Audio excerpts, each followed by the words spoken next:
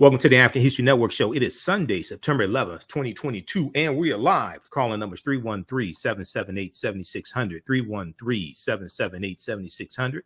We're broadcasting right here on 910 AM Superstation WFDF here in Detroit, and on our Facebook fan page, The African History Network, The African History Network, and our YouTube channel, Michael Imhotep, Imhotep. Well, the whole world was shaken. And the whole world has been talking about Queen Elizabeth II. It took place Thursday, September 8th, 2022. We got the news late morning, I guess it was. And there's been a ton of media coverage, a ton of news articles written about the passing of Queen Elizabeth II. And there's a lot of coverage and fascination with the royal family, okay, or what some people call the royal family. I was on Roland Martin Unfiltered on Friday, and we discussed this, so I'm going to share a segment of that with you. But after the initial stories about Queen Elizabeth II passing away at the age of 96 and having served 70 years on the throne as the monarch of Britain, and after news stories of her death dominated media in America and around the world, stories dealing with the brutal history of British colonialism started to be told. Now, on Thursday, there was not a whole lot of stories about that. Some of them started creeping in Thursday, but we started seeing more coverage of this on Friday, the day after she passed away. Okay. We know that on September 8th, there was a tweet from Professor Uju Anya of Carnegie Mellon University, who was no fan, had no love for Queen Elizabeth II. And Professor Uju Anya was born in Nigeria. She moved to the U.S. when she was 10 years old. She was born in Nigeria, and she had family members who were killed during the Nigerian Civil War, and she had family members who were killed, and she has no love for Queen Elizabeth II. We saw discourse around that. We saw Jeff Bezos, founder of Amazon, who posted on social media criticizing Professor Uju Anya, and there's a whole backlash behind that. And we've seen numerous stories, especially Friday, Saturday, and Sunday. We've seen numerous stories dealing with the history of colonialism, the brutal history of colonialism in Great Britain, and the fact that Great Britain 100 years ago colonized between 1/5 and some sources say 25% of the world population, and how they got the wealth that you saw distributed in the newsreels that they've been showing on social media. Okay, in the newsreels they've been showing in the media, and the gold carriage, and all of this. Where did this wealth come from? Queen Elizabeth II had a net worth of $500 million when she passed away. The royal monarchy is worth $28 billion. Okay, where did this money come from? So while I was on the air on Friday, I saw the story from the New York Times. In Africa, the Queen's death renews a debate about the legacy of the British Empire. Now we're seeing also stories about Caribbean nations wanted to separate from the Commonwealth, wanted to declare themselves a republic and separate from the Commonwealth as well. We see an increase or a renewed talk regarding Caribbean nations getting reparations. Today on MSNBC, I saw, I think it was on Yasmin Vesuvian show. They were in Kingston, Jamaica. They interviewed the brother who's the head of the Universal Negro Improvement Association. They also interviewed a brother who's a Rastafarian. We know the UNIA, the Universal Negro Improvement Association, started in Jamaica in 1914, founded by Marcus Garvey. And they're talking, and they have no love for Queen Elizabeth II. We know Jamaica was a colony of Great Britain. Okay, and it's still part of that. It's part of the Commonwealth. And Jamaica was hijacked from the Spanish by the British in 1655 when the when the British go to war with Spain. Okay, and they're fighting over these different territories, and they get Jamaica from Spain in 1655, because we know it was in 1494 that Christopher Columbus conquered Jamaica for the Spanish crown, King Ferdinand and Queen Isabella. So we're starting to see more conversations, more news stories, more articles, more cable news stories about the history of Great Britain, slavery, colonialism, and the brutality they inflicted on these African and Caribbean nations and India, Asian nations, etc. So we're going to talk about that on today's show. And then also we'll give you class number 1 of my new 8-week online course, Ancient Kemet, the Moors and the Ma'afa, Understanding the Transatlantic Slave Trade, what they didn't teach you in school, started up Saturday, September 10th. You can still register for this 8-week online history class. It's going to blow your mind. And we do the sessions live. All the sessions are archived and recorded, so you can go back and watch it anytime. Visit our website, TheAfricanHistoryNetwork.com, TheAfricanHistoryNetwork.com. You can register for it there. As soon as you register, you can watch Saturday's class, the class we just did Saturday.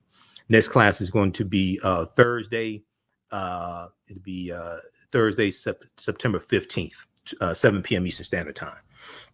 Okay, so we're going to get through. We have a ton of information to get through on today's show. On the African History Network show, we focus on educating, empowering, and inspiring people of African descent throughout the diaspora and around the world, because right now it's correct your own behavior. What you do for yourself, what you do to yourself, and what you allow other people to do to you and get away with is based upon what you think about yourself. What you think about yourself is based upon what you have been taught about yourself. What you've been taught about yourself is based upon everything you've read, heard, and seen about yourself. Network.com. If we look briefly here, we're going to one here in just a second, Giovanni, from Roland Martin Unfiltered. But there was a really good article from the New York Times. September 9th. In Africa, the Queen leads a debate about the legacy of British slavery.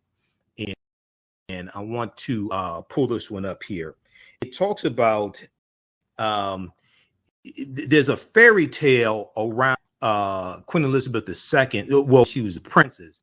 There's a fairy tale around her becoming queen, and she was on a trip to Kenya in 1952, before the Mau Mau Rebellion begins, which is 1952 to 1956.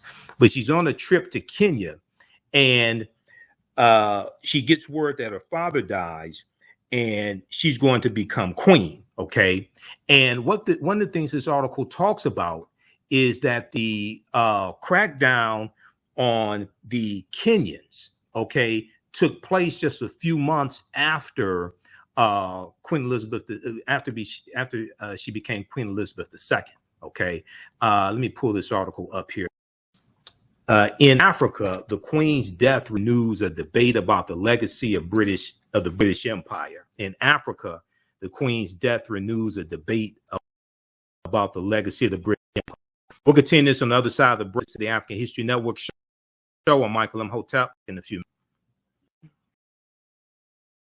This being the 21st anniversary of 9/11 as well, and the attack on the Twin Towers. There's been a lot more coverage dealing with the death of Queen Elizabeth II also. Okay, so right before the break, I was talking about this piece here from the New York Times. Okay, and this came out, I saw it while I was on the air on a Friday on Roland Martin Unfiltered. It came out probably about a couple of hours before on the air Friday. And the name of this article is In Africa, the Queen's death renews a debate about the legacy of the British Empire. In Africa, the Queen's death renews a debate about the legacy of the British Empire. Now, this picture here that they're showing, this is from, this is Mau Mau fighters, the Mau Mau Rebellion in 1952 in Kenya. And Kenya was a British colony at the time. An anti-colonial rebellion was suppressed shortly after Queen Elizabeth II ascended to the British throne. Okay, and they have these Africans in internment camps. Some sources say there were 150,000 of these Kenyans in internment camps, but overall there's something like 5 million that were either in internment camps or like confined to their homes. Very little movement. They have something called a movement pass. A movement pass, which is like travel papers or a travel pass during slavery. Okay, this is what these Europeans did. Now, in this article, it says it was while a young Elizabeth was on an official tour of Kenya in 1952 that she learned of her father's death and that she would become queen. The clampdown on Kenyans, which began just months after she ascended to the throne as queen, led to the establishment of a vast system of detention camps and the torture, rape, castration, and killing of tens of thousands of people. The torture, rape, castration, and killing of tens of thousands of people. They castrated African men, Kenyan men who were members of the Mau Mau Rebellion or suspected members. They raped African women. They also raped African men as well. Okay, this is under the British. All right, the British, the England that you see on the TV, and it looks like a storybook with all the kings and queens and princes and all this stuff. It was their military that did this. Now, there's another portion here. So this article, it talks about a Miss Mugo, M-U-G-O. The article starts out, though Queen Elizabeth II was revered by many in Africa, her death also reignited a different sort of conversation. Her death also reignited a different sort of conversation, one that touched on the legacy of the British Empire. One that touched on the legacy of the British Empire and the brutality the monarchy meted out to people in its former colonies to keep them in line. I added that portion, to keep them in line. But this is what the article from the New York Times says. Okay, written by Abdi Latif Dahir, Lindsay Chutel, and Elian Peltier. In a younger generation of Africans growing up in a post-colonial world, some lamented that the Queen never faced up to the grim aftermath of colonialism and empire or issued an apology, because there was this they have not issued an apology for slavery or colonialism. Now, they've said things like when in November 2021, when Prince Charles, now King Charles III, when he was in Barbados, when Barbados declared their independence from Great Britain, he mentioned the atrocity of the transatlantic slave trade. Okay. And he said it was if I remember correctly, he said it was abhorrent. Okay. So they'll say things like this. Oh, it was so horrible. Oh, it was abhorrent. Okay. They don't apologize for the transatlantic slave trade. And they were in Britain was involved in the transatlantic slave trade from 1562 when when John Hawkins got involved in 1562 up until now. They abolished the international transatlantic slave trade in 1807. We've talked about this here on the show before. This is where all this history comes together. All this history comes together with politics, current events, everything. All right. 1807, Great Britain abolishes the international transatlantic slave trade, which means bringing Africans into their country and their colonies to enslave them, but also going to capture them, going to buy them, etc. They abolished that. Great Britain enters into international treaties with other European nations to do this. The U.S. abolishes the international transatlantic slave trade January 1st, 1808. U.S. Congress passes the law March 2nd, 1807 to abolish the international transatlantic slave trade. The U.S. also enters into international treaties. Okay, but even though Great Britain abolished the international transatlantic slave trade or their involvement in it in 1807, slavery was still legal in their colonies, in Britain and their colonies until 1834. So they're involved in slavery from 1562 to 1834. Okay, so yeah, you abolished it, but how many billions of dollars did you make in those 200 plus years that you were involved in it? And when you all got involved in it, Great Britain dominated the transatlantic slave trade. The Industrial Revolution that starts in the 1790s in Manchester, England, was largely fueled by the production of cotton. The majority of that cotton that England produced was from slave labor. So it's like, because I saw some Europeans on social media today trying to give Great Britain credit for ending the transatlantic slave trade or ending slavery, their involvement in slavery in 1834. But then you paid reparations to 46,000 British slave owners. You took out a loan to pay them 19 million pounds. You didn't pay reparations to the 800,000 enslaved Africans you set free. And it's like the arsonist setting fire to the house, and then the arsonist calls the fire department. The fire department comes, the arsonist says, "I'm the one that called you." The news cameras show up. The arsonist jumps in front of the news cameras and say, "I saw the whole thing. I'm the one that calls the fire department." Then the arsonist gets the key to the city from the mayor, and they get a call from the governor. But the people whose house is burned down, nobody cares about them. That's what's going on here when people say, "Oh, well, they ended slavery in 1834 after over 200 years." It was about 3.1 million Africans that that Britain takes out of Africa during that period of time. You got to run that on somebody that doesn't read. So in a younger generation of Africans growing up in the post-colonial world, back to the article from the New York Times, in a younger generation of Africans growing up in a post-colonial world, some lamented that the Queen never faced up to the grim aftermath of colonialism and empire or issued an apology. They said they wanted to use the moment to recall the oppression and horror parents and grandparents endured in the name of the crown, and to urge for the return of crown jewels like the ones stolen out of South Africa, rare massive diamonds taken from the continent. Now, Alice Mugo, M-U-G-O, a 34-year-old lawyer in the Kenyan capital of Nairobi, she said, "You can look at the monarchy from the point of view of high tea and nice outfits and charity. But there's an ugly side.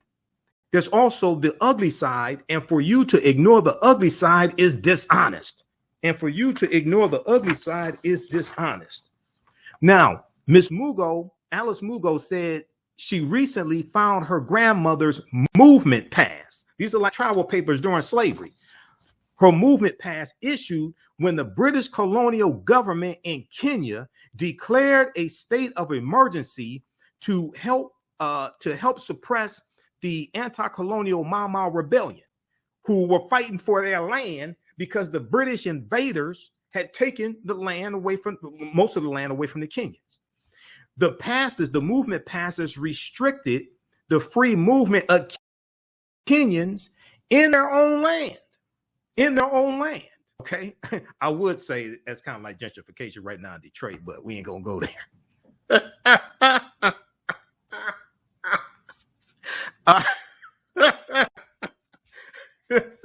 Okay. All right. Now it was so it was while a young Elizabeth was on an official tour in Kenya in 1952 that she learned of her father's death and that she would become queen.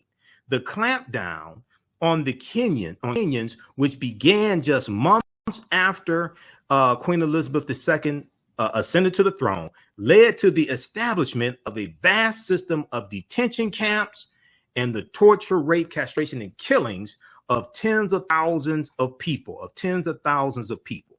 Okay, now the mourning, M-O-U-R-N-I-N-G, the mourning, those mourning the Queen's death, Miss Mugo said, Alice Mugo, were not aware of how her government robbed millions of basic freedoms, of how Queen Elizabeth's government robbed millions of basic freedoms. We're going to continue this on the other side of the break. We're going to let you hear what the economic freedom fighters of South Africa had to say as well. And we're going to go to this clip from Roland Martin Unfiltered that's gone viral also. This is the African History Network show. I'm Michael Imhotep. We'll be back in a few minutes.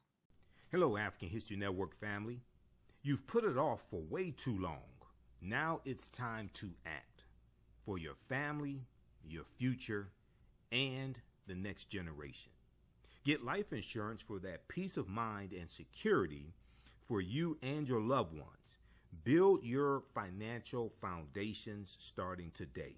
Your independent agent at Fortified Trust Life Brokers, with over a dozen strong A-rated life insurance companies to offer you the life protection you need when it comes to final expense, term life, whole life, mortgage protection, annuities, and more. They're currently licensed in Alabama, Georgia, and South Carolina. Don't let a pre-existing health condition hinder you from getting life insurance. You can get the affordable coverage you need today. Life insurance is only the beginning. Email them at Fortified Trust Life for a free fact sheet explaining the 5 basic building blocks for a strong financial foundation. It's their gift to you to help you fortify your future. Email them at fortifytl828@yahoo.com or call them at 706-339-5096 and leave a message. Fortify your future today. The work that I do is larger than the fashion industry. It's larger than the art world. And I believe that I was born to bring newness into this world. I'm Kaima McIntyre. I'm 24 years old and I'm an artist. I create everything from paintings to jewelry design, metaphysical jewelry to be specific, and fashion design. The only reason why my prom dress went viral is because people needed it. Within a few days of going viral, Notori Naughton reached out to me and she's like, I saw your dress, can you make me a dress? I was equally as shocked to be asked by a celebrity to design their dress at the age of 17. That's just one person, and the list just continues to go on, to Janet Jackson, to Tyra Banks. It really hits home. That means that the discussion is happening on the grounds in real time. Welcome back to the African History Network show right here on 910 a.m. the Superstation, the Future Radio. It is Sunday, September 11th, 2022, and we are live. Okay, if you like this type of history that we share on the African History Network, and if you watch me also on Roland Martin Unfiltered, you can register for the online history classes that I teach. We had a new class that just started up on Saturday, September 10th, class number 1 of Ancient Kemet, the Moors, and the Ma'afa, understanding the transatlantic slave trade, what they didn't teach you in school. We deal with thousands of years of history and what led up to the transatlantic slave trade taking place as well. If you missed the class, as soon as you register, you can watch the classes. We do the sessions live. All the sessions are archived and recorded. You can go back and watch them anytime. Okay, so this class is on sale, $80, regularly $130. Even after the class is over with, you can still go back and watch the full course. Next class will be Thursday, September 15th, 7 p.m. to 8 p.m. Eastern Standard Time. 7 p.m. to 9 p.m. Eastern Standard Time. And then we have also a new class starting up on Tuesday, the other 8-week online course that I teach, from the Civil War to the Civil Rights Movement and Black Power, 1865 to 1968. And we look at history from 1803 through 1968, and to understand what happened to us, after slavery ended, what led to the Civil War taking place, etc., and how we got to where we are today, to understand where we need to go from here.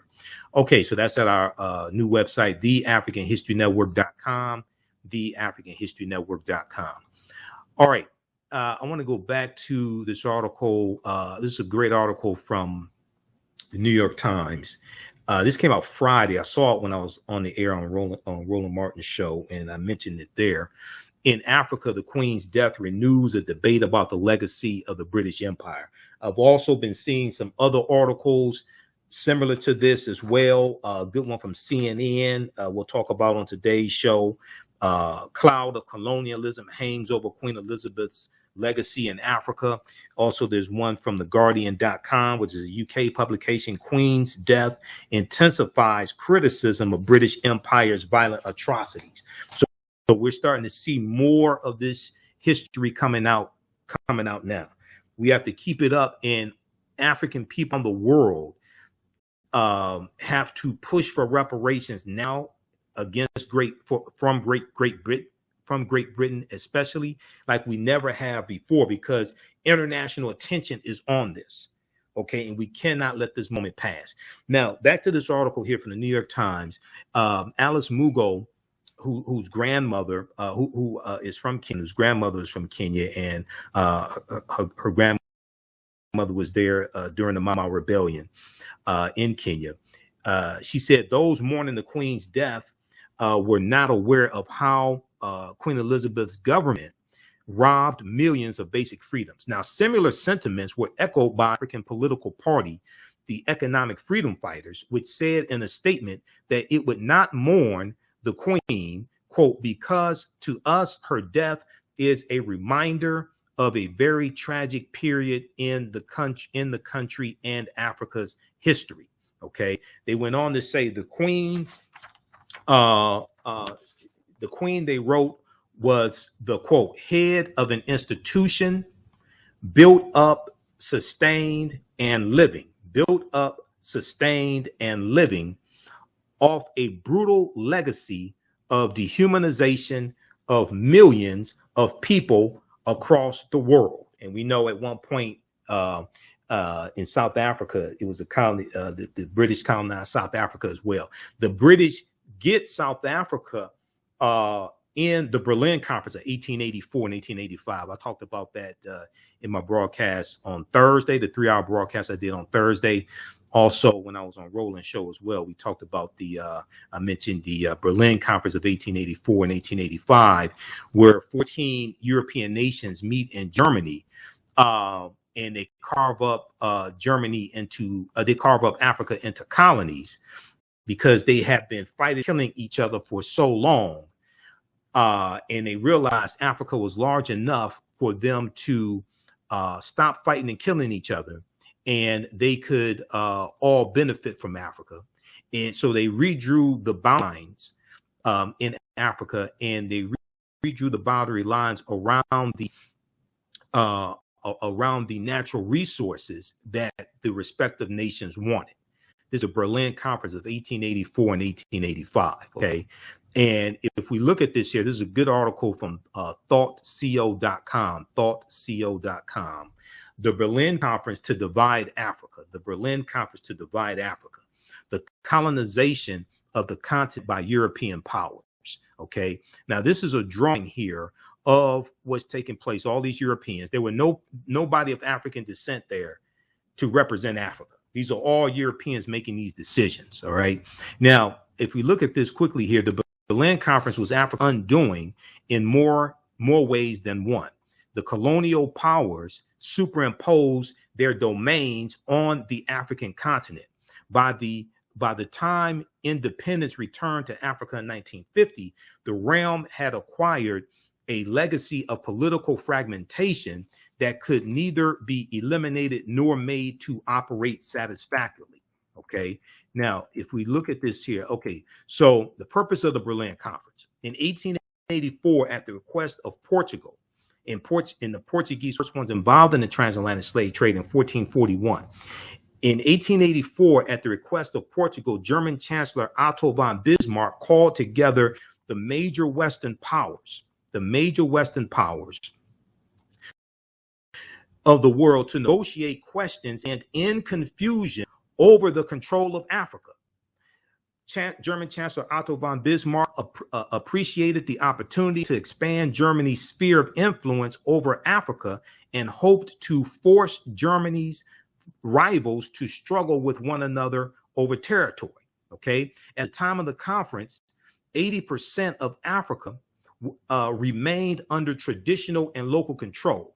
What ultimately resulted was a hodgepodge of geometric boundaries that divided Africa into 50 irregular countries, this new map of the continent of Africa was superimposed over 1,000 indigenous cultures and regions of Africa.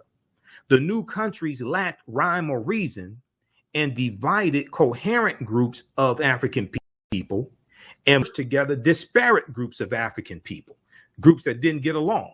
Okay. Now, this map here, it shows you African colonization after the Berlin Conference, 1884, 1885, and it shows you the different nations that Britain gets, but who gets which nations. And Britain got a lot out of this. Countries represented at the Berlin Conference. 14 countries were represented by a plethora of ambassadors. When the conference opened in Berlin, November 15th, 1884, the countries represented at the time included Austria-Hungary, Belgium, Denmark, France, Germany, Great Britain, Italy, the Netherlands, Portugal, Russia, Spain, Sweden, Norway, which was unified from 1814 to 1905. Sweden, Norway, Turkey, and the United States. Of these 14 nations, France, Germany, Great Britain, and Portugal were the major players in the conference, controlling most of colonial Africa at the time. Okay, now I want to go to this clip here from Roland Martin Unfiltered. And we started out talking about Professor Uju Anya of Carnegie Mellon University and Jeff Bezos comment she made about Queen Elizabeth II, and then Jeff Bezos criticizing her comments. And then we started talking about Queen Elizabeth II, British colonialism, and slavery. Okay, let's go to this clip, Giovanni. Now let's talk about Queen Elizabeth II. First of all, what's quite interesting, Prince Charles actually spoke today. And if you want to show, which is strange to me, I really don't understand this here. ABC, NBC, CBS, they all carried his first speech as king. But these are the same people who didn't carry President Biden's speech on saving democracy. I'm just trying to understand, and maybe y'all can tell me why Prince Charles, now King Charles speech. Y'all come on, sure, yeah. Maybe y'all can explain to me why that was worthy literally of all three broadcast networks carrying the speech. But when the United States president gave a primetime speech talking about the threat to democracy, well, you did not quite see the coverage. Now, if you look at social media, you have seen all different types of responses to the death of Queen Elizabeth II, who died at 96 years old. One that's gotten a lot of attention is this professor from Carnegie Mellon, Uju Anya. And this was her initial tweet. She said, "I heard the chief monarch of a thieving, raping, genocidal empire is finally dying. May her pain be excruciating." Ouch. Now, that wasn't the only tweet that she sent out, but that particular tweet, it got the attention of the richest person in the world, Jeff Bezos. This is what he tweeted. "This is someone supposedly working to make the world better. I don't think so. Wow." Well, folks weren't too happy with old Jeff. They began to rip him as well. Look at these tweets that went out. "Imagine how people will react when it's your turn. Jeff, your work to bust unions and force workers to pee in bottles, please shut up. I know it's not you saying something about making the world better." Those were three of the responses. "Pretty funny coming from the guy who could end world poverty and homelessness 100 times over and simply chooses not to. It's never too late to improve the labor conditions and pay of your warehouse workers. Your workers piss in bottles en masse. Sit this one out." Ouch. Headline: "Billionaire opposed to paying his employees well so that he can go to space complains about other people not making the world a better place.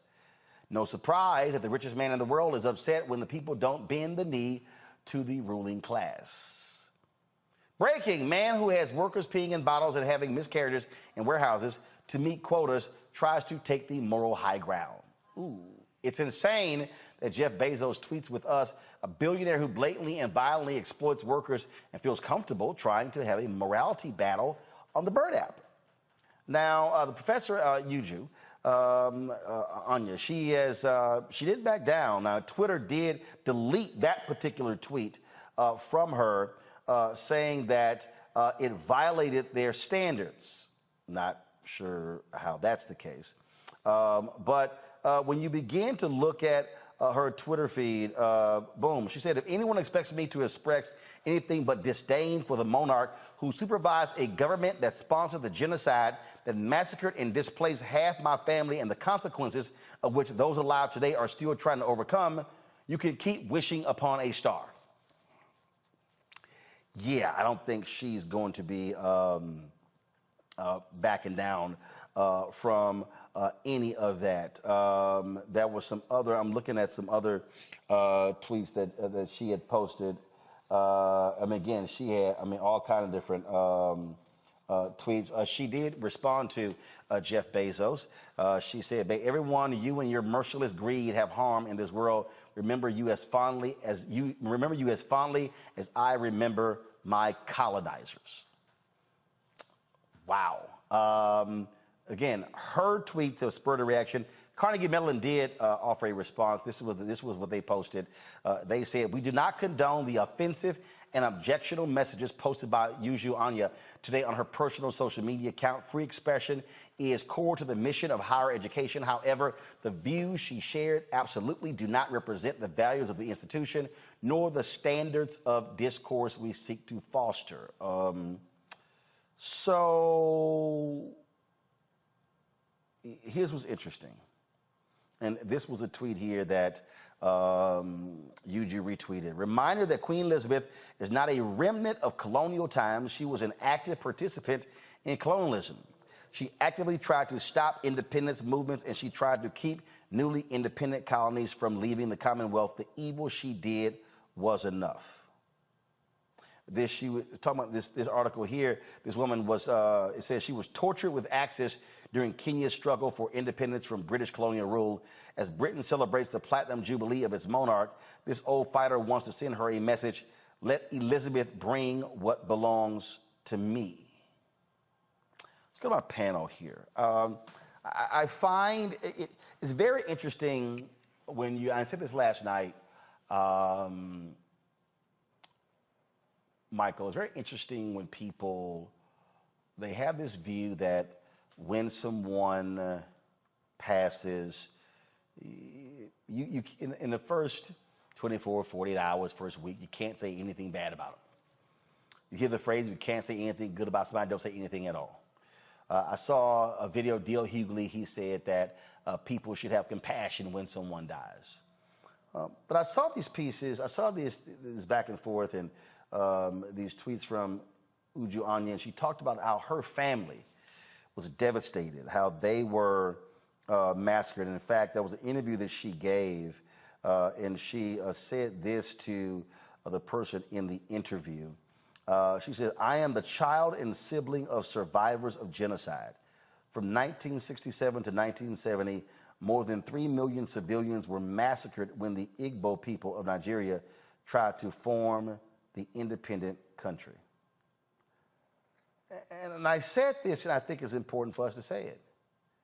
So people are angry that individuals who dealt with genocide because of British colonial rule are not celebrating her life the way they want them to. Yet again, people gladly condemned Fidel Castro. And so this goes to what I always talk about: the person that controls the narrative controls how we think and feel. And frankly, the view in this country is don't say anything bad about Queen Elizabeth II because she was a great, wonderful, happy person, and ignore colonial rule and its impact on indigenous people. Well, Roland, this is one of the reasons why the Black Star Media Network is so important. And last night I did a 3-hour broadcast dealing with Queen Elizabeth II, British colonialism and slavery, because I watched a lot of the coverage all day long on MSNBC. That's basically what I had it on all day, watching MSNBC, and they didn't deal with any of that history. Okay, the opulence, when they showed all the footage and going back decades, and they showed the gold carriage drawn by 30 horses, and they show all the people in their regalia and things like this. They don't talk about the British colonialism that exploited people, tortured people, enslaved people to create the billions of dollars. So you see that opulence displayed, So when now within the last maybe 3 hours, New York Times just published an article. In Africa, the Queen's death renews a debate about the legacy of the British Empire, and it deals with Kenya and the Mau Mau Rebellion. Okay, when you go, I did a lot of research yesterday on Queen Elizabeth, but also on Great Britain. When you look at how many African countries they got from the Berlin Conference of 1884, okay, and you look, they got the Gambia, Nigeria, where that sister's from, okay, they got Ghana, Sierra Leone, they got Kenya, Tanzania, Malawi, Zambia, Zimbabwe, South Africa, okay. When you go talk to those African people who have relatives who were killed by the British Empire, they have no love for her. They have no love for King Charles III. May 19th, 2022, when Meghan Markle married Prince Harry, I did a 2-hour broadcast, and I said, Black people watched the royal wedding and got teary-eyed, but you forgot about the transatlantic slave trade. Because I said she married into, this is no disrespect to Meghan Markle, I said she married into a family of colonizers. They're not colonizers because they're white. They're colonizers because Britain colonized 1/5 of the world population 100 years ago. 1/5 of the world population was under British rule. And they didn't rule with kindness. They didn't rule with a smile. They ruled with brutality. So I don't wish anything ill on Queen Elizabeth II. I sure as hell don't miss her. And I hope some more join her. Seriously. Go study the history of the British Royal Empire and how they got what they got. These are some demons. These are colonizers. That's it. I understand. I may have expressed it differently than Uju Anya, but I totally understand what she's saying, because those were her relatives who were massacred by these white supremacists, by these colonizers, who then want to put a handshake and a smile. They won't even have a conversation about reparations with Jamaica. Jamaica's about to sue them for reparations. They won't even have a conversation about reparations. So I have no love lost for them. Here are some, Etan Thomas, former NBA player, Kelly, he posted a couple of videos on his Twitter feed. I thought, might as well play both of them. Just want to give folks a look at this. So check this out. In 2022, Her Majesty Queen Elizabeth II became the first British monarch to celebrate a Platinum Jubilee. The celebrations took place over a 4-day bank holiday. Millions of Brits partook in street parties, and people around the world joined in on the celebrations. But is celebrating the British monarch harmless fun, or does it normalize the monarchy's long history of colonialism? And is it a celebration of British imperialism? Here are 4 ways in which the British royal family has benefited from colonialism. They have historically benefited from the enslavement of human beings. In 1562, John Hawkins was the first Englishman to include African people in his cargo. He traded these people for ginger and sugar. On his next voyage in 1564, Queen Elizabeth I funded a vessel for his journey. The British East India Company was formed in 1600 to exploit trade with Southeast Asia. They did that by colonizing land and exploiting people through the transatlantic slave trade. The figure who signed the Royal Charter allowing this all to happen was also Elizabeth I. Between 1690 and 1807, an estimated 6 million Africans were transported from Africa to the Americas on British or Anglo-American ships. The royal family and the British Parliament protected the trade. After Elizabeth I's death, the Royal African Company was established in 1660 by the Duke of York. The company transported more than 187,000 slaves who were often branded DY, for the Duke of York. It's difficult to say how much the royals benefited from slavery, but many say it funded the entire British treasury. And it's safe to say that much of the monarch's significance, power, and wealth stems from the enslavement of Africans. Lucy Worsley, the chief curator of Royal Historic Palaces, says that all royal palaces from the 17th century have an element of money which was derived from slavery, including Kensington Palace and Hampton Court. The royal family was built on a legacy of stolen land, goods, and atrocities. Queen Elizabeth II's largest diamond, the Kohinoor, was stolen from a 10-year-old prince in India along with his land in the 19th century. It was transferred to Queen Mary in 1911 and was handed down to the current queen.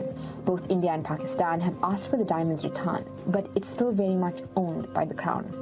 In India, between the 1700s and mid-20th century, an estimated $45 trillion was stolen by the British under the vestiges of the crown. Famines which occurred as a result of Britain's non-intervention policy led to the death of more than 30 million Indians. In 1947... Now, that was sort of like part one, then that was also a part two. He wanted to get Britain out of India quickly. The decision to carve up a country led to 15 million people being displaced and between 1 and 2 million people dying. Of course, this is just India. At its peak, Britain had colonized 25% of the world's surface. From the Mau Mau massacre in Kenya to concentration camps in South Africa, Britain, under the vestiges of the crown, has a long and bloody history of colonial atrocities, and the royals have historically been at the center of them. The prestige of the Commonwealth. The Commonwealth is an organization of 52 independent member states. What it actually is a collection of former British colonies and Rwanda and Mozambique. The Commonwealth originated after World War II, when much of India and Africa was becoming independent. The Commonwealth claims that it is an association of sovereign nations working towards shared goals of prosperity, democracy, and peace. But critics say that the association promotes neocolonialism through free trade agreements, which favor more developed economies. British companies own more than $1 trillion of Africa's key resources. The Queen is the head of the Commonwealth, and Charles has been appointed her successor, which allows the British monarchy to remain in a position of international privilege and go on tours of Commonwealth countries. But that's not all. So, Kelly, what you're now seeing, I saw a story on CNN, I saw some other stories, that you're seeing now reporters now, the next day, follow what people are saying and have to do these stories because you just kind of can't ignore it. Well, you can, but it's a little hard when now it's more of a democratic situation where the media isn't the gatekeepers, and now people can actually drive with independent media, with social media. So they're not talking about it. The public still can. I think it's one of the many benefits that we take for granted when it comes to social media. And that is, like you said, the gatekeeping of information by mainstream media is no longer. We can actually seek out real information, the truth, if you will, about pretty much anything we want to find out. When it comes to the death of Queen Elizabeth, it is interesting to me how, my timeline has been split. You have the people who love talking about, the royals and all the glitz and the glam, and, they're mourning her death. But on the other side, similar to the professors, do you see what her and her family have destroyed over the course of 70 years and even beyond that, on both ends of the timeline? I think you cannot take away the fact that whenever you are in power to this degree, you can be a nice person individually, but at the end of the day, you got that power by being just demonic, such as Michael said. I didn't want to say that word, but it really is several crimes against humanity, several unethical decisions, several evil decisions that brought about this monarchy, this level of power. So I understand people's pain and to some extent celebration of her passing, because it marks the end of an era. And considering how her successor, her son, is not necessarily nearly as favored as she has been, I'm curious to see just how strong the Commonwealth is going to be after, the funeralization of her and him being crowned and all those things. I'm curious to see how he is going to try and keep it all together if it's even possible in this day and age, because again, we have the information necessary to research and to frankly rebel against this properly, because we know what happened, we know how they got their wealth, and people want their things back. They want their diamonds back, they want their wealth back, they want their prestige and their dignity back, and people are going to fight for that. Countries are going to fight for that. Hello, African History Network family. You've put it off for way too long. Now it's time to act for your family, your future, and the next generation. Get life insurance for that peace of mind and security for you and your loved ones. Build your financial foundations starting today. Your independent agent at Fortified Trust Life Brokers, with over a dozen strong A-rated life insurance companies to offer you the life protection you need when it comes to final expense, term life, whole life, mortgage protection, annuities, and more. They're currently licensed in Alabama, Georgia, and South Carolina. Don't let a pre-existing health condition hinder you from getting life insurance.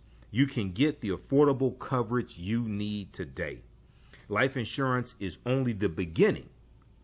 Email them at Fortified Trust Life for a free fact sheet explaining the 5 basic building blocks for a strong financial foundation. It's their gift to you to help you fortify your future. Email them at fortifytl828@yahoo.com or call them at 706-339-5096 and leave a message. Fortify your future today. Welcome back to the African History Network show right here on 910 AM Superstation Future Radio. All right. If you like this type of information, also, you can support the African History Network, $ the AHN show through Cash App, $ the AHN show through Cash App, also through PayPal, paypal.me/the AHN show.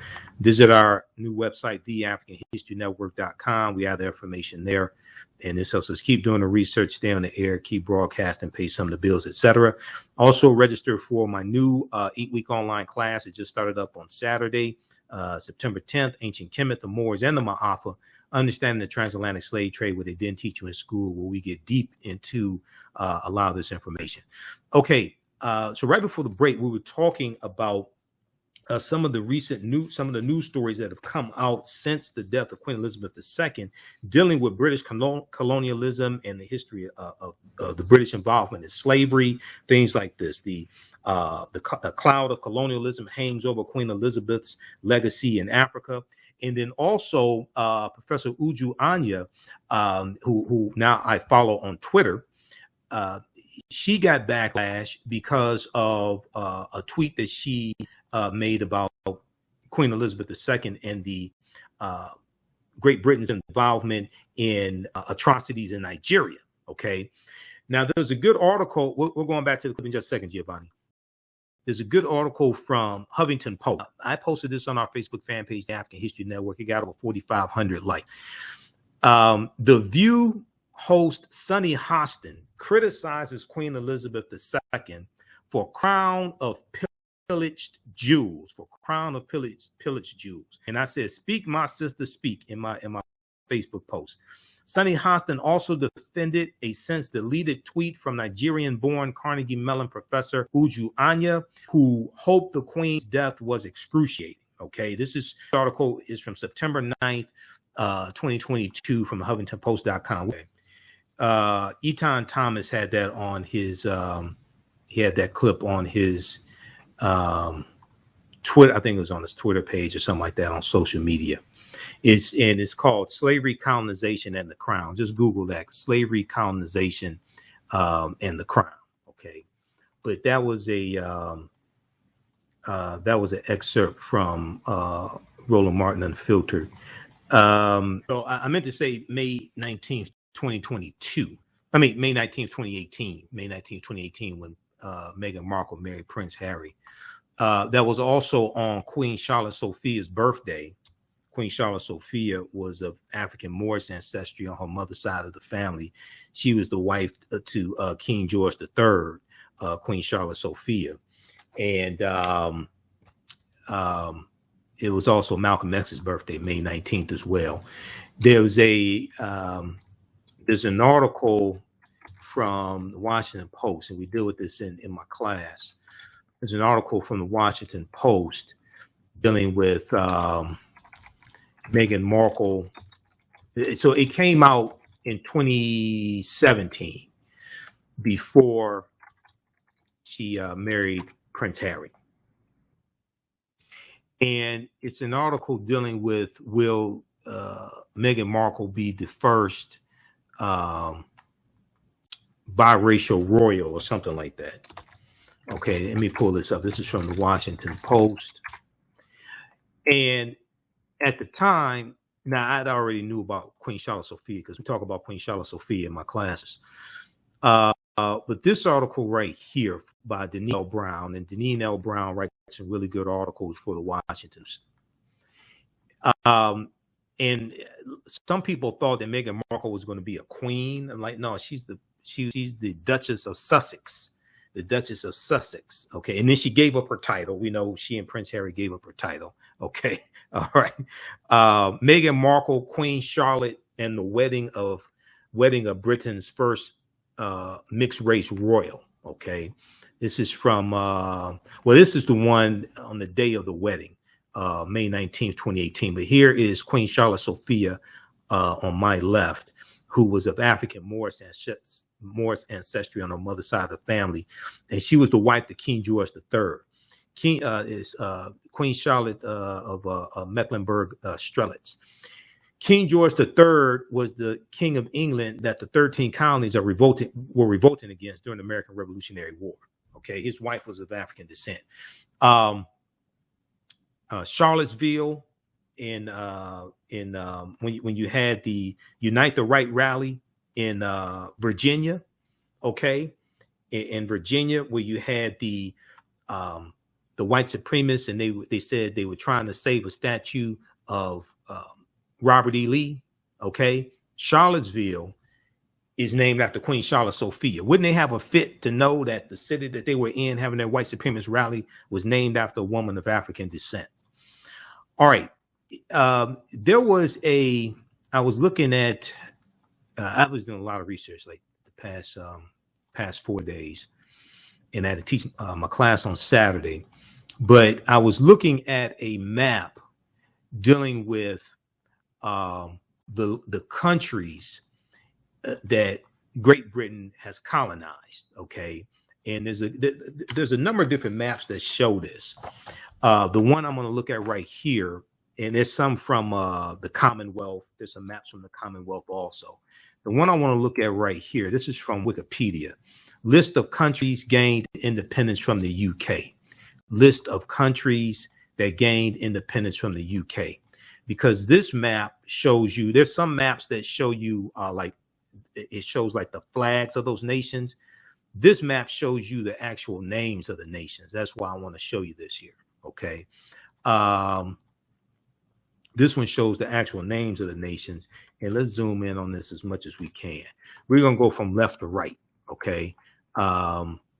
So we see, in those of us who live in the Detroit area, we know Canada is part of the Commonwealth as well, right?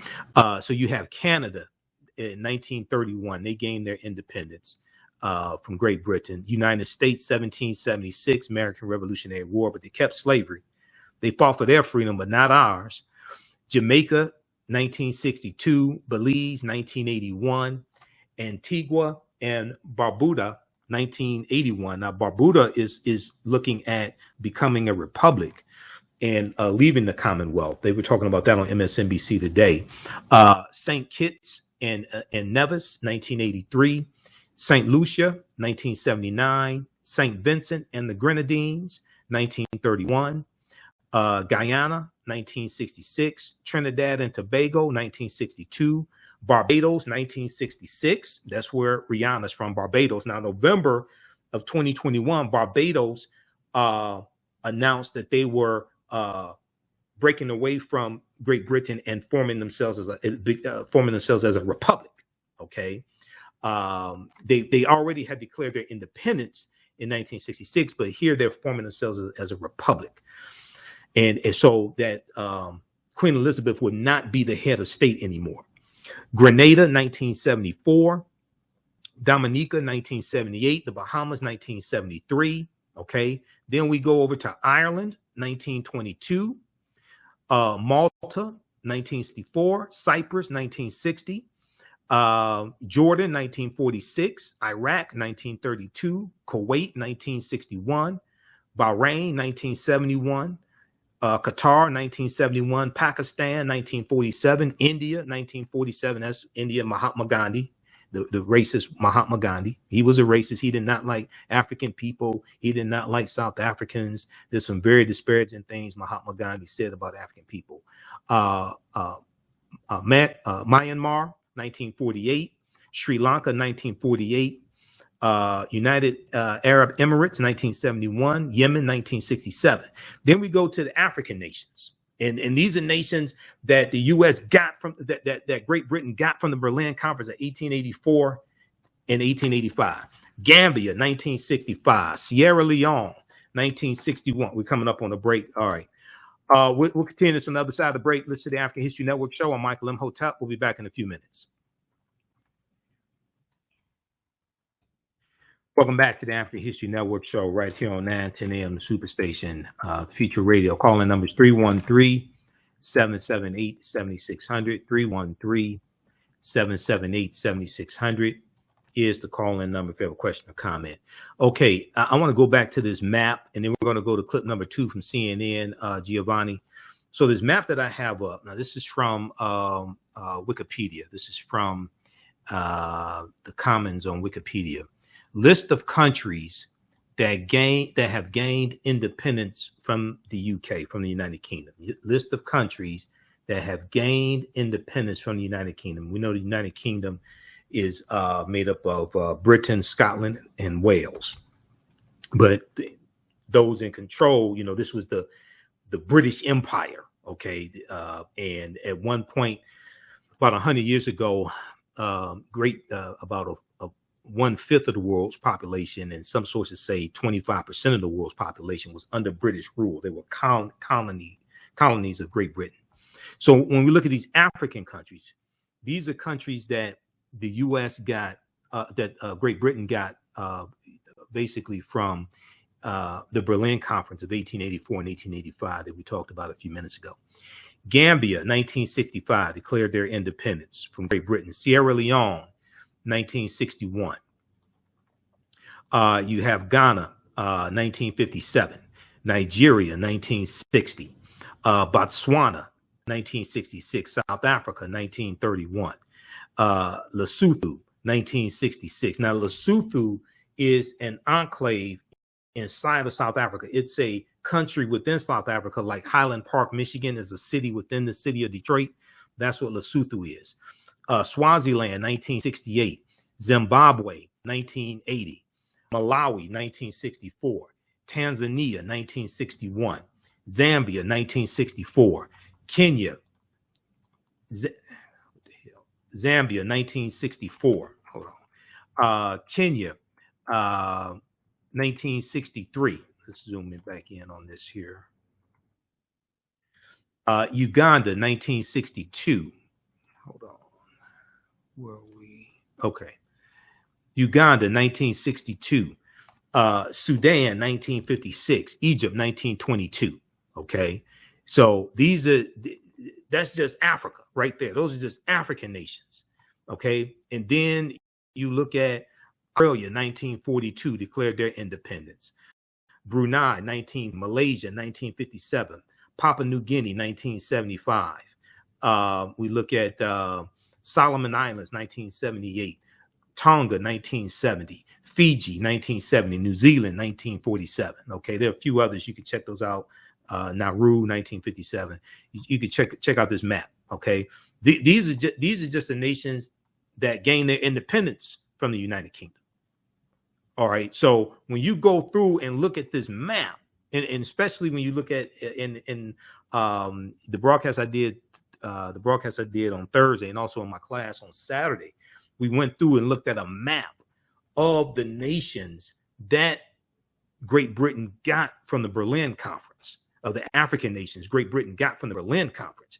Is one thing to, just read the names of the nations here. It's one thing just to read the names of them. But then when you look at the map and see where they are and you see how many Great Britain got, then you start understanding, you start having a better understanding of this. I want to go to clip number, before we go to clip 2 here, there's another good article. This is from Reuters.com. Reuters.com. Okay. Charles succession stirs Caribbean calls for reparations. Now on MSNBC today, somebody must have lit a fire under the sister that runs MSNBC now. Sister, you got to make your money for these white people. I totally understand that, but they were in Kingston, Jamaica today, interviewing the head of the Universal Negro Improvement Association. Now, hopefully they do that on Monday. It's one thing to do it on Saturday and Sunday when not a lot of people are not watching. Hopefully they continue this on Monday and Tuesday. Have them on Morning Joe on Monday morning. Have them on Morning Joe. Have the discussion about reparations on Morning Joe Monday morning. Okay, but they were in Kingston, Jamaica, and talking about Jamaica wanting reparations from Great Britain and the atrocities that happened in Jamaica. But this article right here from Reuters.com, Charles secession stirs Caribbean calls for reparations, removal of monarch as head of state, removal of monarch as head of state. Okay, now the ascension of King Charles to the British throne has stirred renewed calls from politicians and activists and former colonies in the Caribbean to remove the British monarch as their head of state, and for Britain to pay slavery reparations, Now, King Charles succeeds his mother, Queen Elizabeth II, who ruled for 70 years and died on Thursday afternoon, September 8th. The Prime Minister of Jamaica said his country would mourn Elizabeth, and his counterpart in Antigua and Barbuda ordered flags to half staff until the day of her burial. But in some quarters, there are doubts about the role a distant monarch should play in the 21st century. Earlier this year, some Commonwealth leaders expressed unease at a summit in Kigali, Rwanda, about the passage of leadership, of the 56 nation club from Elizabeth to Charles. That's the Commonwealth, the 56 nations that make up the Commonwealth. And an 8-day tour in March of 2022 by now heir to the throne, Prince William, and his wife, Kate Middleton, to Belize, Jamaica, and the Bahamas, was marked by calls for reparation payments and an apology for slavery. Now, we covered that tour that they did. We covered that here remotely because I wasn't there on location. We covered it here on the African History Network show, and we dealt with how those African people in those Caribbean nations were calling for reparations. As the role of the monarchy changes, we expect this can be an opportunity to advance the questions of reparations for our region. Nyambi Hall Campbell, a 44-year-old academic who chairs the Bahamas National Reparations Committee, said on Thursday, September 8th.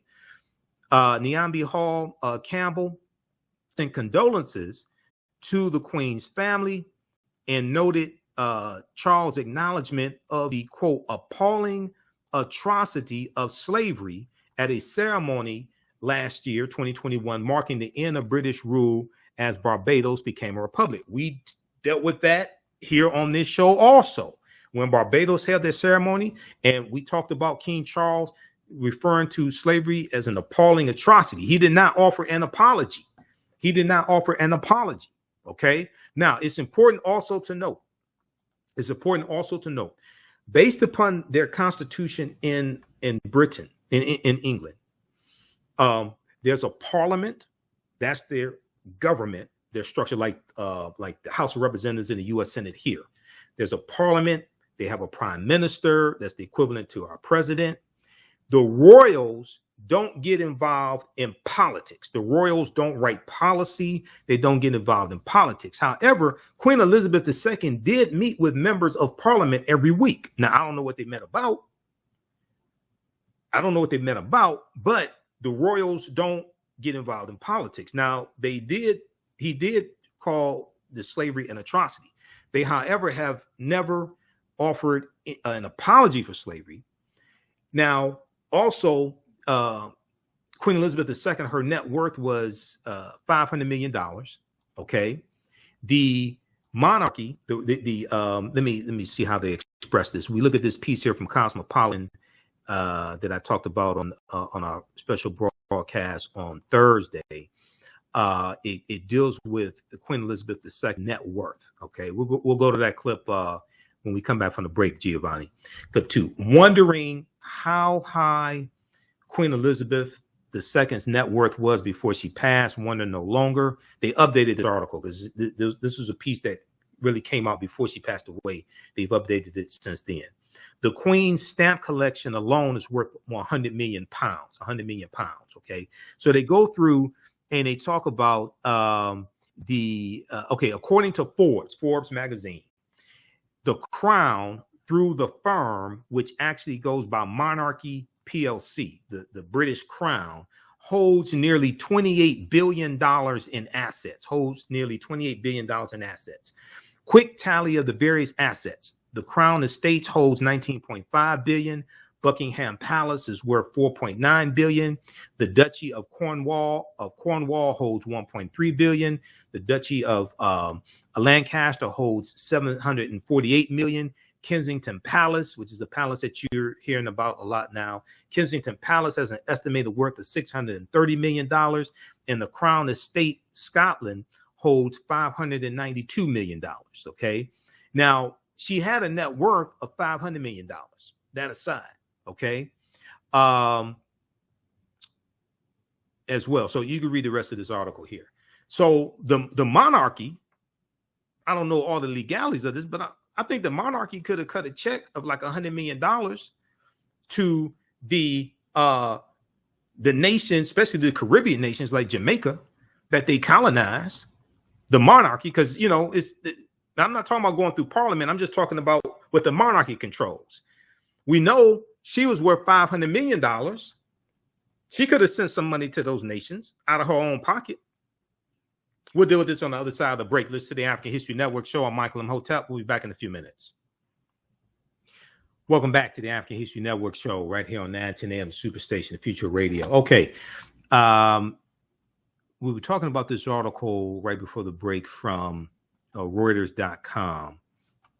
And this piece deals with a renewed call for reparations from Caribbean nations, okay, after the death of Queen Elizabeth II. The name of this article, once again, session stirs Caribbean calls for reparations, removal of monarch as head of state, okay? So if we go back to where we left off right before the break, we know that when then Prince Charles attended the ceremony of Barbados becoming a republic, he mentioned the atrocity of slavery. Okay. He acknowledged the appalling atrocity of slavery, didn't offer an apology. However. Now, Nyambi Hall Campbell said she hopes King Charles would lead in a way reflecting the quote, justice required of the times, the justice required of the times, and that justice is reparatory. Justice is reparatory justice, and that justice is reparatory justice, end quote. Now, more than 10 million Africans were shackled in the transatlantic slave trade. Transatlantic slave trade database puts it at 4.5 million. Many people think that's still undercounting it. Between the 15th and 19th centuries, those who survived the brutal voyage were forced to labor on plantations in the Caribbean and the Americas, like in Brazil. Jamaican reparations advocates Rosella Hamilton said King Charles III's comments at the Kigali conference about his personal sorrow of slavery offered, quote, some degree of hope that he will learn from the history, understand the painful impact that many nations have endured till today, and address the need for reparations. Okay, she said it offers some degree of hope that he will learn from the history, understand the painful impact that many nations have endured till today, and address the need for reparations. All right, now, the king did not mention reparations in the Kigali speech in Rwanda. The Advocates Network, which Hamilton coordinates, published an open letter calling for apologies and reparations during William and Kate's visit. The Queen's grandchildren have the chance to lead the reparations conversation. Hamilton said. Now, Jamaica's government last year in 2021 announced plans to ask Britain for compensation for forcibly transporting an estimated 600,000 Africans to work on sugarcane and banana plantations in Jamaica that created fortunes for British slaveholders. Quote, whoever will take over the position should be asked to allow the royal family to pay African people reparations, said David Denny, General Secretary of the Caribbean Movement for Peace and Integration from Barbados. Quote, we should all work towards removing the royal family as head of state of our nations, he said. I totally agree. The Commonwealth, kick them out as head of state. I totally agree. Jamaica has signaled it may soon follow Barbados in ditching royal rule, but remain members of the Commonwealth. An August 2022 survey showed 56% of Jamaicans favor removing the British monarch as the head of state. Michaela Phillips, opposition member of Jamaica's parliament in 2020, filed a motion backing the removal. Quote, I am hoping, as the prime minister has said in one of his expressions, that he would move faster when there is a new monarch in place, Phillips said on Thursday. Okay, so check out the rest of this article here. You're going to see a lot more talk about this, a lot more articles regarding this. Charles Succession stirs Caribbean calls for reparations, removal of monarch as head of state. Okay. All right. Now, there was a really good article from CNN. Good article from CNN called "Cloud of Colonialism Hangs Over Queen Elizabeth's Legacy in Africa." Cloud of Colonialism hangs over Queen Elizabeth's legacy in Africa. And I posted this on, I think I posted on my personal page on Facebook. Okay. I don't remember if I posted on our fan page or not. But this ties into this next clip that I want to go to. Now, this clip here, I actually posted on my Instagram page, Michael Imhotep on Instagram. And we posted this on our Facebook fan page, the African History Network. Okay. And this deals with mixed feelings. This deals with mixed feelings that Africans have regarding the passing of Queen Elizabeth. Let's go to clip 2, Giovanni. There's a complicated legacy on the African continent. The fairy tale is that Queen Elizabeth went up the treetops here in Kenya, a princess, and came down a queen, because when she was here in Kenya, she learned that her dad had died and she was to be the queen. But that also was the start of the 8 years after that the Kenyan colonial government cracked down. The British colonial government cracked down brutally on the Mau Mau rebellion against the colonial administration. They herded more than 1 million people into a concentration camp where they were tortured and dehumanized. And so across the African continent, there have been people who are saying, I will not mourn for Queen Elizabeth because my ancestors suffered great atrocities under her people and that she never fully acknowledged that.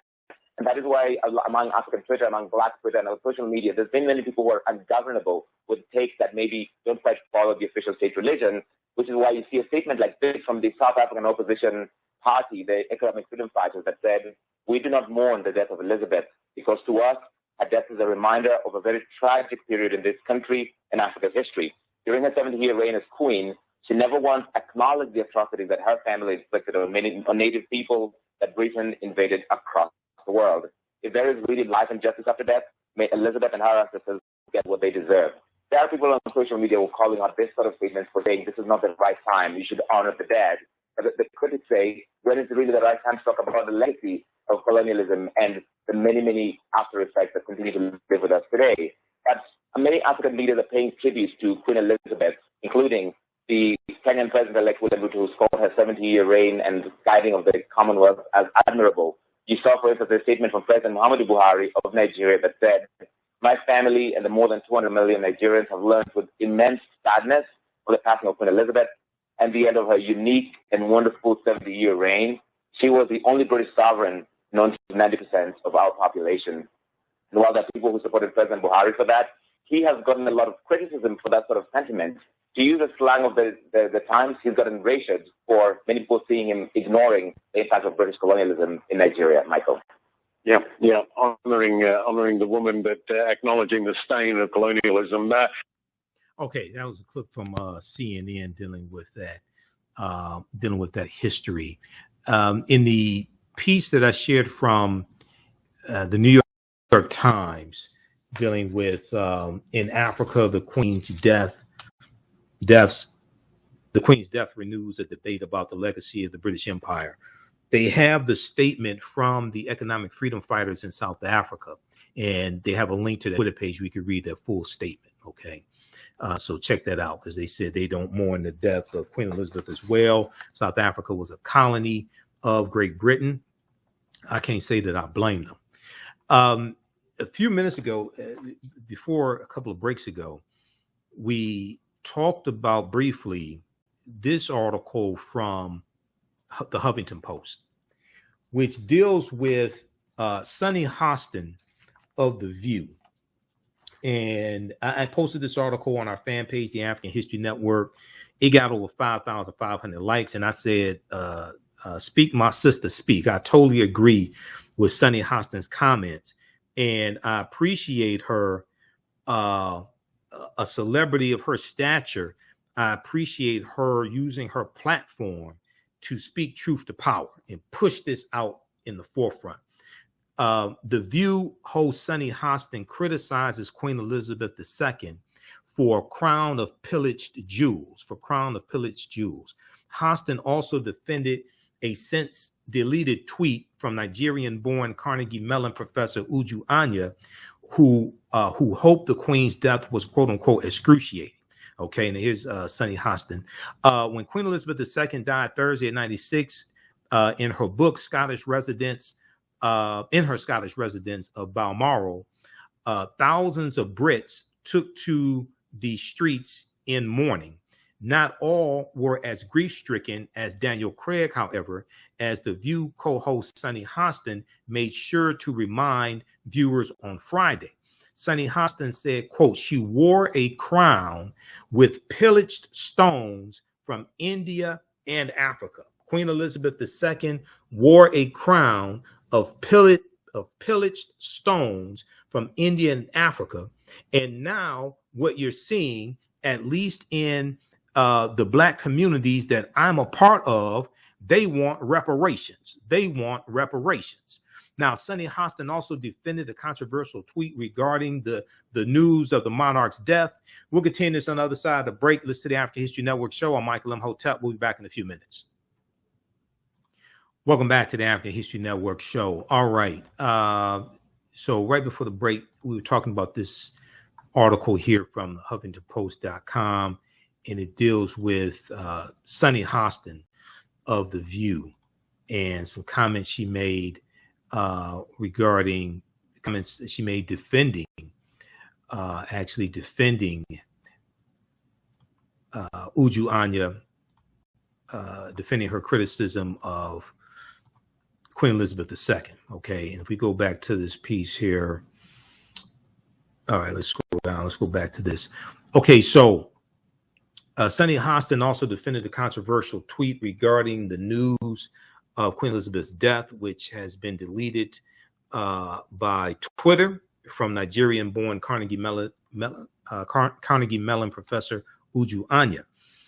Now, Sunny Hostin defeated the tweet by arguing that it was, quote, it was a thieving, raping, genocidal empire, before adding, quote, we can mourn the queen and not the empire. We can mourn the queen and not the empire. Now, I've seen a couple of articles making that point. We can mourn the queen and not the empire. Okay, I'm not mourning either one of them.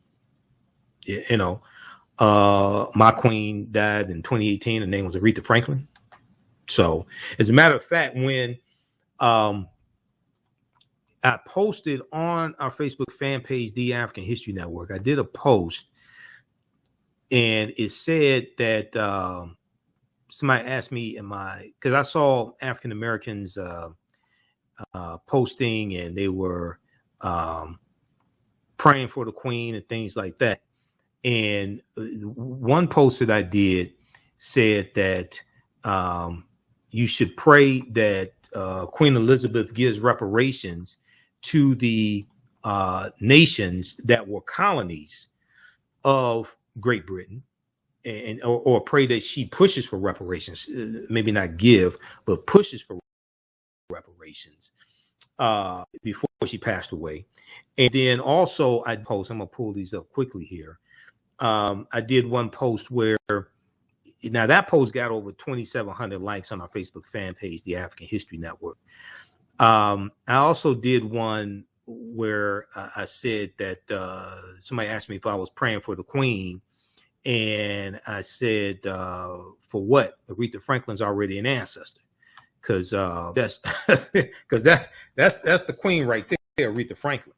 She died in Detroit in 2018. Let me blow this up. This is on my personal page, Michael Imhotep. So we have this right here.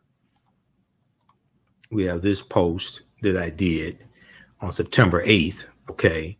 And it got hundreds of likes on our fan page. Stranger, Michael Imhotep, are you praying for the queen? Me, for what? Aretha Franklin's already an ancestor. Right. So, and then I did this post here. They got over 2,700 likes on our fan page, The African History Network. So if you don't follow us on our Facebook fan page, The African History Network, you definitely should. This one, let me see, this other post that I did, it said, let me go to this, hold on. This other post dealt with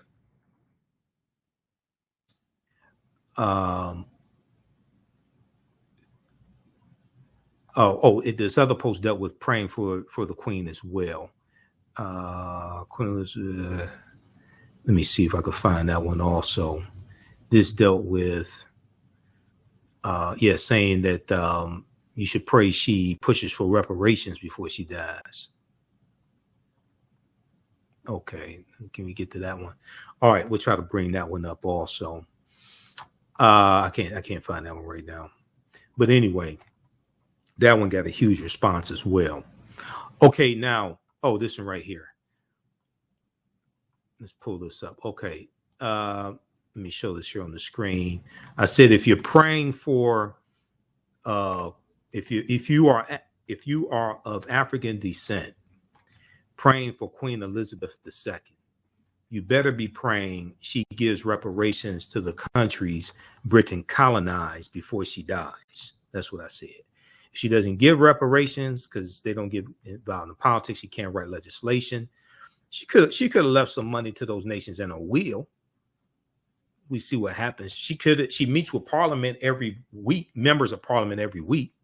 She could push in those meetings. So, we'll see what happens. But African people around the world have to push for reparations now against Great Britain, especially like we never have before. Okay. Going back to this article dealing with Sonny Hostin. Okay. So Hostin defended the tweet from Uju Anya. Now, the monarchy, quote, was built on the backs of Black and brown people, Sonny Hostin said, who previously lived and studied in London. So she has like more in-depth knowledge of this than many people and even many African Americans, because she actually lived and studied in London. Okay. While the show co-host Ana Navarro suggested the United States was guilty of the same and built the country on the same backs as Britain, Sonny Hostin doubled down and stated firmly, and we want our reparations. Let's just keep in mind that the British colonies that became the United States, the colonies that became the United States, the 13 colonies started out as British colonies. So Great Britain was involved in the transatlantic slave trade before the United States got involved in the transatlantic slave trade. Let's just keep that in mind. Let's deal with the order. Let's deal with it chronologically. Great Britain got involved here in the 13 colonies before the United States came into existence in 17, if you want to start it in 1776, before then. Now, during the American Revolutionary War, 1775 to 1783, the colonies are fighting for their independence and their freedom, but they also wanted the freedom to keep slavery. Even though there were some abolitionists, they wanted the freedom to keep and maintain slavery and to profit from it as well. Okay, so like Dr. King said, we're coming to get our check. Now, this piece here, those watching on Facebook and YouTube, keep watching. We're running out of time here on 910 AM Superstation WFDF. You can watch us on our Facebook fan page, The African History Network, and our YouTube channel, Michael Imhotep. We're going to keep going for a few more minutes here. I want to deal with this. This is from Snopes.com. Did Queen Elizabeth II own stolen diamond, quote unquote, stolen diamond named Great Star of Africa? Because there's a lot of memes floating around on social media dealing with this, okay? And this breaks down actually what happened. Also, there's a good article from face-to-faceafrica.com from 2019 dealing with this diamond also. Snopes said, we look for the truth behind a claim involving Queen Elizabeth II and what is believed to be the largest diamond of its kind in the world. This came out September 8th, 2022. Okay. So those watching on Facebook and YouTube, keep watching. We're going to deal with this here in just a minute. Visit our website, TheAfricanHistoryNetwork.com. Register for our new 8-week online class that started up, Ancient Kemet, the Moors, and the Ma'afa. Understand the transatlantic slave trade, where they didn't teach you in school. And support the African History Network. We have to get out of here. Right now, it's correct your own behavior. It's not over till we win. Wakanda forever. We'll talk to you next week. Peace. All right, stand by. Okay, let me go to this. Let me go to this quickly. Then we have to get out of here. And some of this information, a lot of this information, we get deeper into the class in. And it is, I do a PowerPoint presentation. We have book references, articles, video clips, all of that. Okay, so you're really going to learn a lot. The article from right here from Snopes. This is what I want.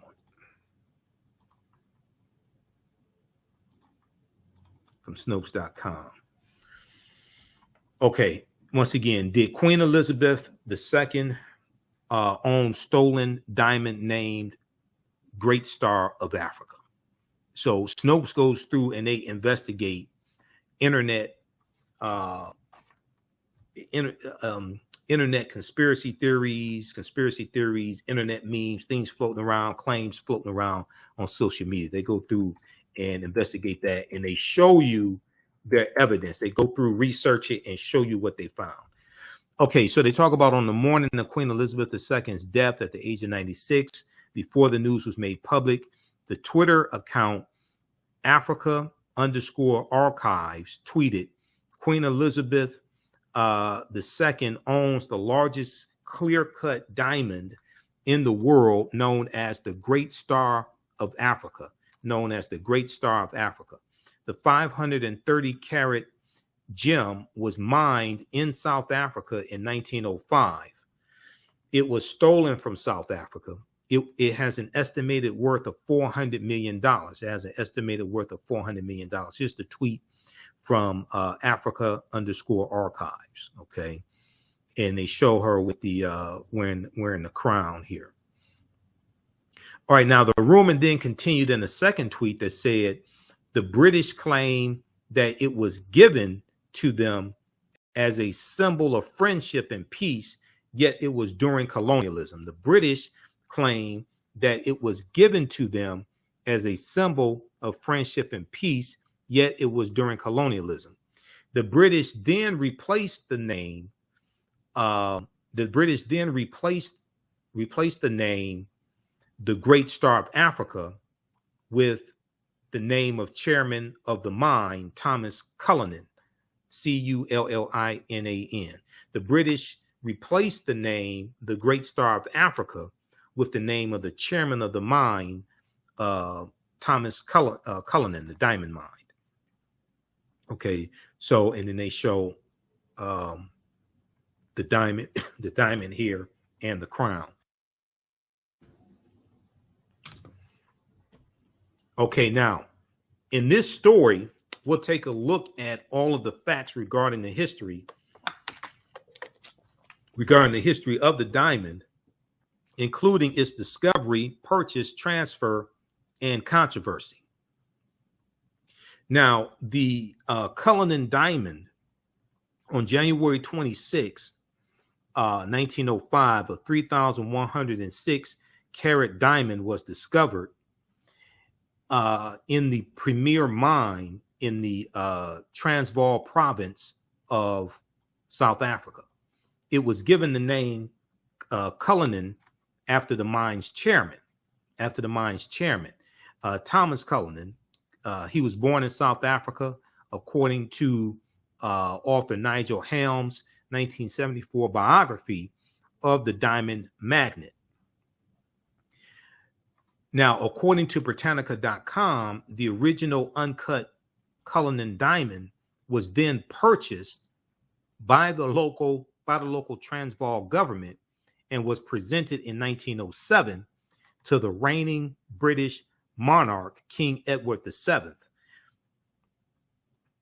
The 1907 purchase was made for 150,000 pounds, CullinanDiamond.com reported. Now, in Helm's biography of Cullinan, he wrote that the original uncut diamond was sent to London in April 1905 and was, quote, officially presented to King Edward VII on November 9th, 1907. In 1908, Ashers of Amsterdam cut and polished the diamond into 9 large stones and about 100 smaller stones. All of the stones are now part of British regalia, according to Britannica.com. So the 9 large stones and approximately 100 smaller stones are all now part of British regalia, according to Britannica.com. Now, the Great Star of Africa was the largest stone cut from the Cullinan diamond at 530.2 carats. It is the largest clear-cut diamond in the world. According to historical records, it is also known as Cullinan 1 First of Africa, or Cullinan 1, or it's known as First of Africa, or simply just Star of Africa, First Star of Africa, or simply just Star of Africa. It's unclear when each of these names originated. Now, it's true that Queen Elizabeth II owned the Great Star of Africa. The diamond part of the British crown jewels is currently part of the sovereign's scepter, also sometimes referred to as the emperor. It also sometimes referred to as the imperial scepter or royal scepter. Okay, so the diamond part of the British crown jewels is currently part of the royal scepter. And here is a picture here. Now, this photograph shows the Great Star of Africa in the scepter, and other crown jewels was captured around the coronation of Elizabeth II in June 1953. Okay, so we see it here in the scepter. Now, the 317.4 carat Lesser Star of Africa, also known as Cullinan II, was also cut from the Cullinan diamond and is part of the British-owned imperial state crown. A Google search produced varying estimates for the value of the Great Star of Africa, such as $400 million and $2 billion. Its approximate worth is unclear. However, yes, the largest diamond of its kind in the world is worth a lot of money, to say the least. So we get to the question of, was the diamond stolen? Was the diamond stolen? Now, as for the accusation that the Great Star of Africa was stolen, this rumor needs some context. As previously mentioned, historical records indicate that the Transvaal government in South Africa purchased the original diamond and then presented it to the British monarchy. An article printed in 1995 by the Birmingham Post, summarized the controversy and included a statement from Buckingham Palace. Give back Great Star of Africa, says townships. Okay, now black township leaders in South Africa yesterday called on the Queen to give back the priceless Great Star of Africa diamond, which is set in the crown jewels royal scepter.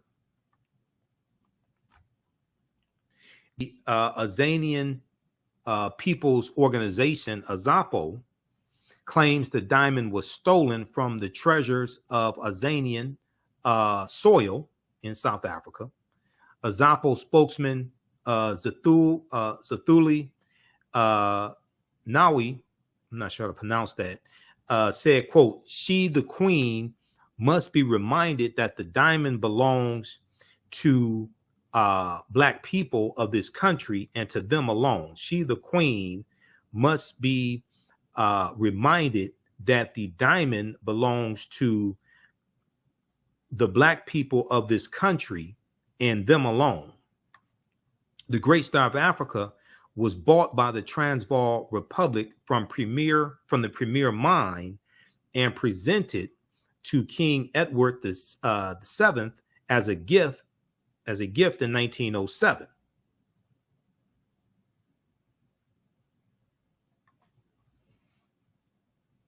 Said a Buckingham Palace spokeswoman.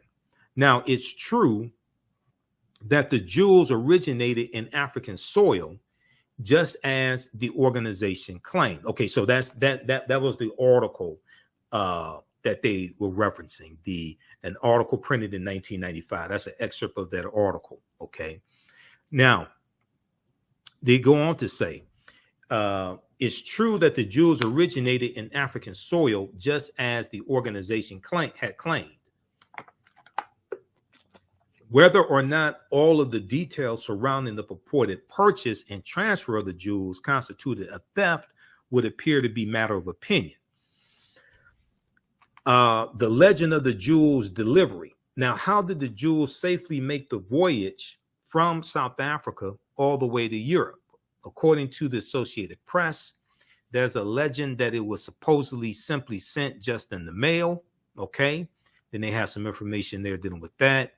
And then it goes on to say, in some, it's true that the Queen owned the diamond known as the Great State of Africa. As for the controversy over whether or not it was stolen from South Africa, as we mentioned, that matter is perhaps a bit more complicated. The story will be updated with any further data of developments that may help inform readers about the subject. Okay, and then they list their sources here. So you can go through and read all of their sources. If you have additional sources, you can contact Snopes.com so they can update their information as well. Okay, but those diamonds did come from South Africa. There's also diamonds from India as well. They did come from there as well. So the original post said, okay, there was okay, owns and it said it was stolen from South Africa. It was worth it, but they said that it was I think they said it was purchased, but at a time when South Africa was a colony. Okay, so it'll be interesting if King Charles III makes some statements about this and talks about where this came from. And if he can't talk about, he should be able to talk about it. But if he can't, somebody in Parliament should. Prime Minister should be able to talk about it. Okay, the new Prime Minister should be able to talk about it as well. Okay, now there was a good article from face-to-faceafrica.com, and I saw them post this on their Instagram page. Let me see if we can pull this up. Peace Star of Africa. Face-to-faceafrica.com. Now they had this article in 2019. Okay, 2019 they had this piece. Let me see if we can find this here. A second. How Europeans took. Okay, this one right here, June 3rd, 2019. And they're going to come up with a bunch of ads here, face-to-face.com also. How Europeans, name of this article, how Europeans took the largest diamond from South Africa in 1906. Okay, this is from June 3rd, 2019. Let's look at this quickly here from face-to-faceafrica.com. Give us a thumbs up, give us a heart, give us a like on this if you like this broadcast. Those watching on Facebook and YouTube.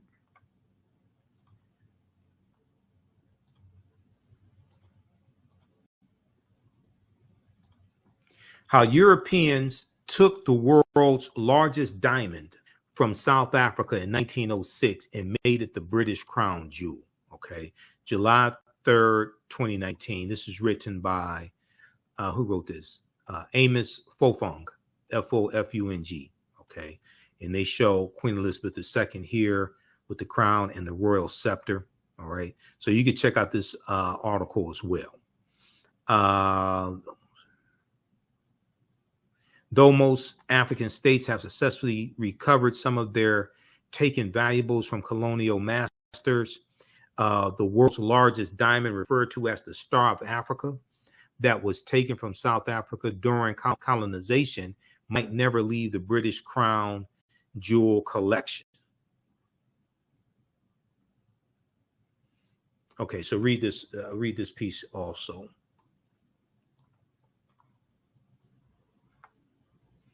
Good article from face-to-faceafrica.com. This one right here from CNN, and more articles and stories are being done in mainstream media now after that initial like 24 hours or so, dealing with colonialism, Great Britain and colonialism and slavery and things like this.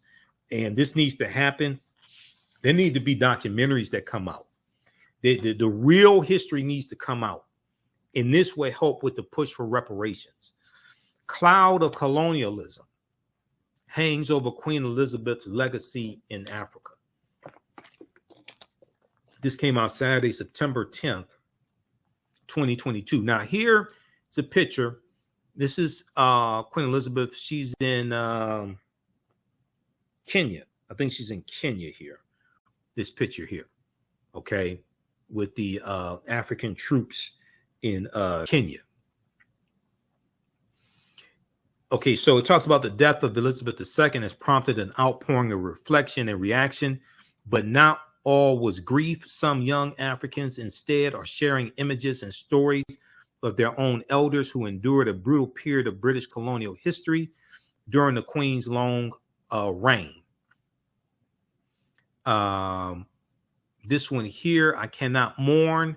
One wrote on Twitter, posting an image of what she said was her grandmother's movement pass, a colonial document which prevented free travel for Kenyans under British rule in the East African country of Kenya.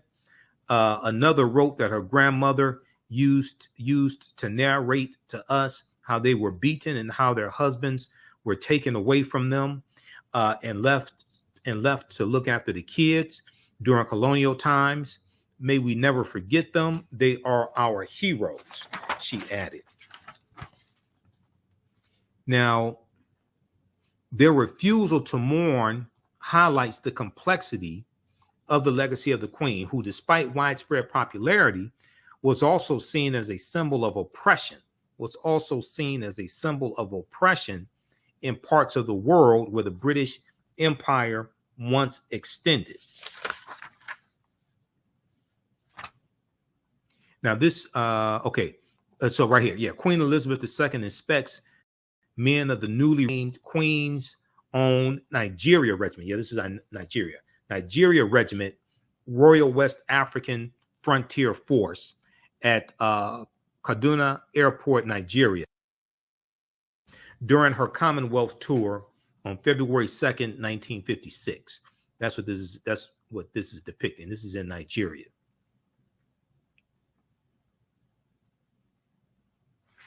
Now, Kenya, which had been under British rule since 1895, was named officially as a colony in 1920 and remained that way until it won independence in 1963. Among the worst atrocities under British rule occurred during the Mau Mau uprising, or the Mau Mau rebellion, which started in 1952, the year Queen Elizabeth II took the throne. The colonial administration at the time carried out extreme acts of torture, including castration and sexual assault in detainment camps, where as many as 150,000 Kenyans were held. Elderly Kenyans who sued for compensation in 2011 were ultimately awarded 19.9 million British pounds by a British court to split between the more than 5,000 claimants. So yeah, it was about I think it was about 5,300 claimants in that lawsuit.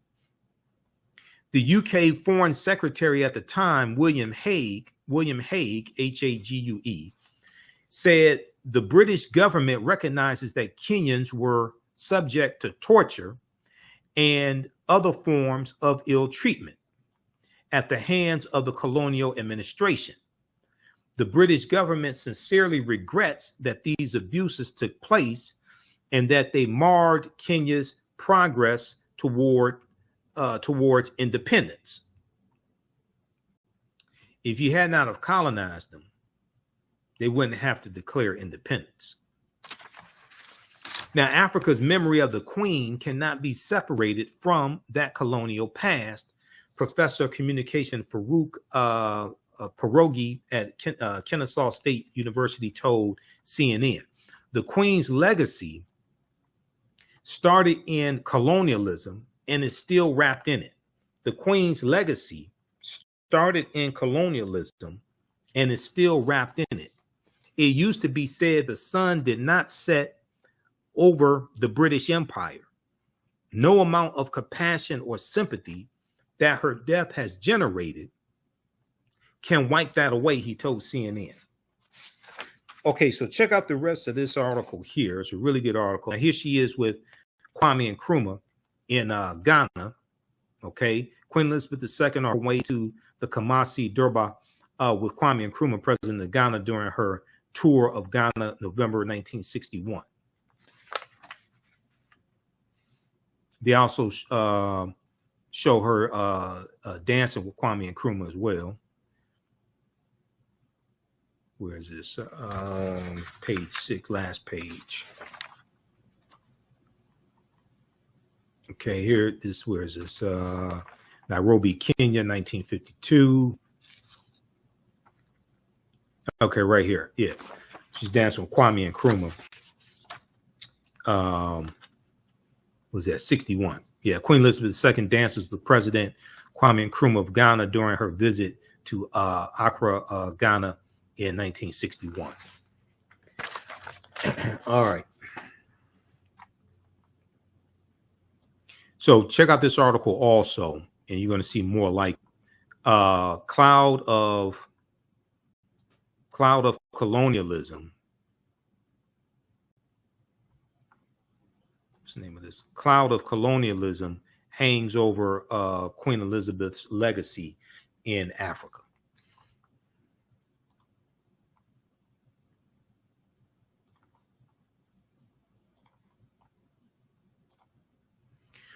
All right. I want to just go over just a few brief things that we cover in the 8-week online class that just started up Saturday.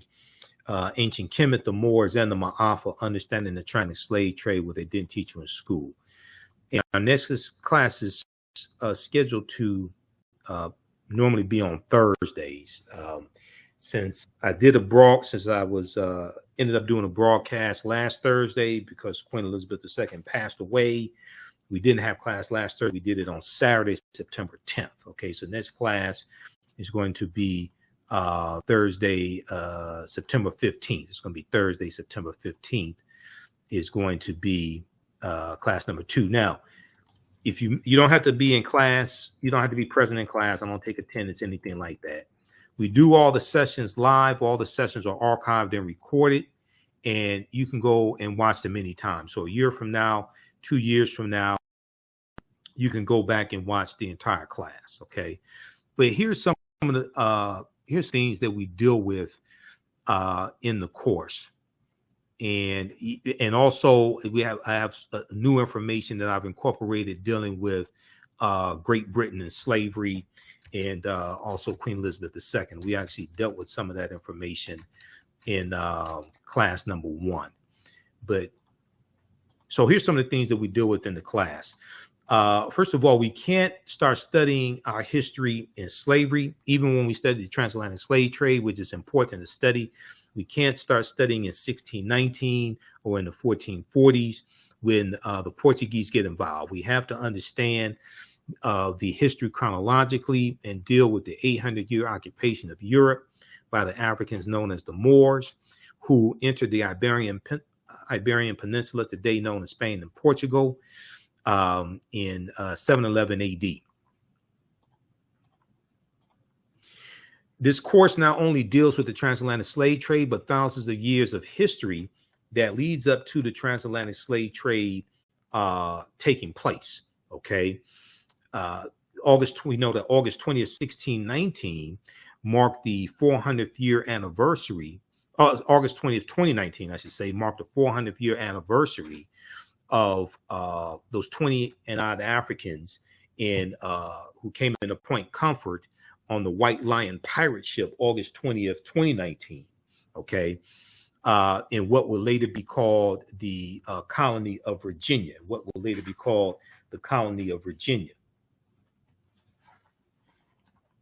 That year, now the year 2019, that 400th year anniversary, was known as the year of return, as many African Americans are reconnecting to Africa and traveling to Ghana and other West African countries when we discuss the transatlantic slave trade, we have to first understand that African people are the original people of North, Central, and South America, and have been in the land we call the United States of America at least 51,700 years.